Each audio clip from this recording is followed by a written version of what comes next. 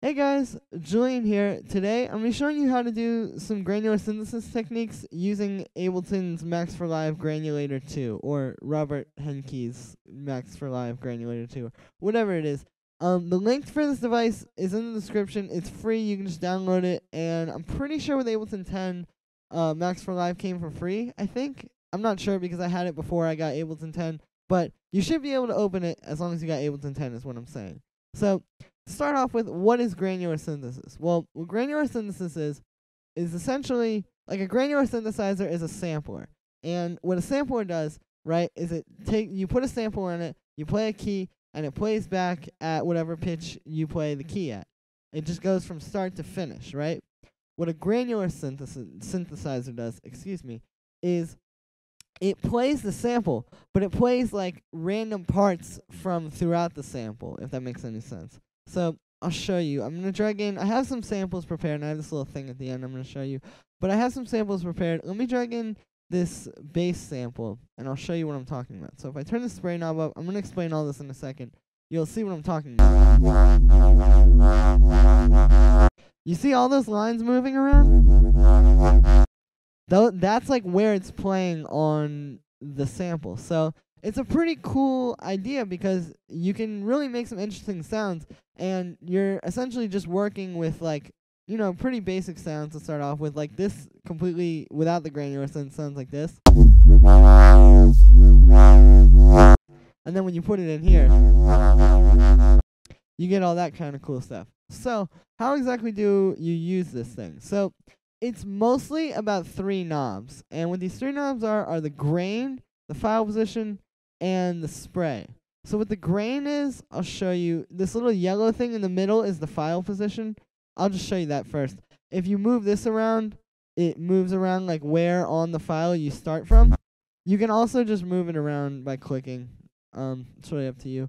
What the grain does is it sets how long that loop is and how long of each part it's going to play, like when it moves around randomly. So like when you see those little lines, see how when I have that really like shorter or like that, it gets they move around faster. But when I'm open this up, or I guess close this a little bit more, it's a little bit weird how it works. You see it's playing each part for longer, and you're getting a little bit of a thing. So that's a very important one for the thing, for getting the kind of cool granular synthesis sound. And then the spray knob is the last one. And what the spray knob does is it essentially tells it like how random it should be. So if you turn it down all the way, it's just going to play in that little loop. But if you start turning it up, you see the lines jump all around the sample. And when you get it past a certain point, it's kind of like, this could be useful for some things, but it's not really useful for a lot of applications. You kind of just want to keep it like in the upper middle. And this is really cool because you can hear, like, just by putting this basic sample that's just from a sample pack that I found in this thing, we already have all these like cool textures and like sonic ideas that you get just out of this. Like, you could just record one long note of this and bounce it out and then like chop that up and make a whole bass line out of that, or like whatever kind of thing. Like, this is a really, really powerful tool that is very easy to use, and it's one of those things that I feel like is really good for trying to make music, where if you put, like, you can just put a sound into here, mess with the knobs, and it's going to start sounding cool right away. So when you get that idea for like some chords, for example, and you're like, oh, I need like a cool chord sound, but I don't want to make a synth patch right now because I'm inspired to write chords. Well, you can just throw a sample in here. Excuse me, I cannot talk today. But you just throw a sample in here and then start writing your chords, and you already got something started. So it's a really, really good technique for coming up with ideas, I think. And also, not just for coming up with ideas. It's just really a good thing to use when you need like a little secret trick to make interesting sounds. So I'll show you another thing. I have this like one shot. I'll show you. It's just, I think it's some Synth Pluck I found in a sample pack. Very straightforward. But if I put it in the granulator or the granular synth and start like set the file position around there and maybe turn the spray up a little bit, and let's say I play like a C minor chord.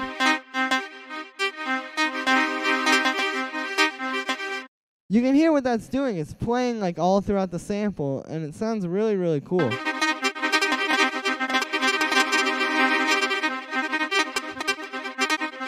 And like those of you guys that listen to like Jamie XX and John Hopkins and Fortet and like Flying Lotus, I don't know if he's using this, but definitely those other guys are all using this effect. If you listen to any of John Hopkins, like the 2 new tracks he recently released, and I'm sure his upcoming album, this stuff is like all over it. Like that's how he gets all those cool chord kind of sounds. Is this, and then like I said, like recording this and chopping up parts of it, you can come up with some really cool stuff this way. Now, the last thing I want to show you is using this for like percussion sounds. So I've done this in a few of my tutorials before actually, but what you can do is you can put different like samples into it that are like Foley sounds or maybe like long percussion, and it'll make some really interesting sounds. So I have this Foley sound, I don't know, of paper crumpling. And, I mean, that's pretty, that will make a good layer on its own. But if you put it in here and maybe start messing around, like I'll put the thing there and, like, that much spray. It gets, like, this weird sound to it where it's, like, very, like, hyper. Like, this is what crumpling paper really sounds like. But this is, like, I don't know, it's just like very fast and like it's really interesting because it's a sound that sounds so human, but yet it's being used in this way where it sounds so like digital just because like nobody crumples paper this fast. But it makes a really interesting layer, and to show you this, I have this like really simple beat. It's literally just a kick and a hi-hat. But if we put this thing over it, so I'm just going to make a little MIDI clip here and put in one long note.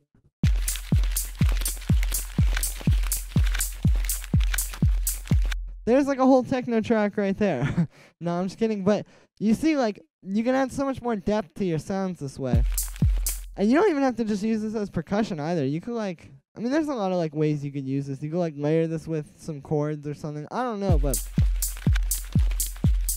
this is what I wanted to show you is, like, this is one of the secrets. Like, if you're looking for, like, secrets to, like, that kind of sound design, like I was talking about, like, John Hopkins, Fortet, like, I don't know, like that kind of music.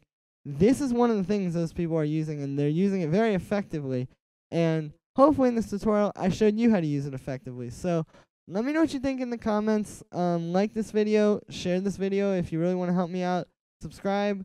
Check out my sample packs on my Bandcamp. It's in the description.